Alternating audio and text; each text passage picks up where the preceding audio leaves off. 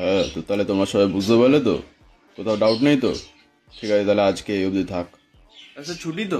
হ্যাঁ, আজকে ছুটি আছে। স্যার একটা জিনিস বুঝতে পারিনি, একটু বুঝিয়ে দিন না।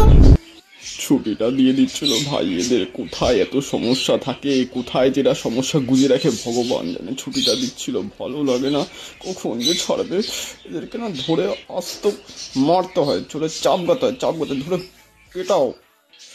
একদিন রাস্তায় পাই মালগুলোকে, সালা গাছের সাথে বেঁধে মারবো, বেঁধে পুরো উল্টো করে ঝুলিয়ে বাঁশ দিয়ে, কচি বাঁশ দিয়ে মারবো।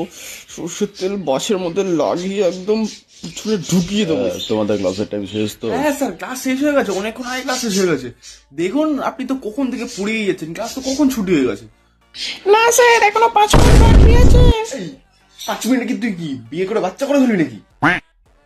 আর এই এই তুমি কি বলছো সব? হ্যাঁ, এসব শিখছো?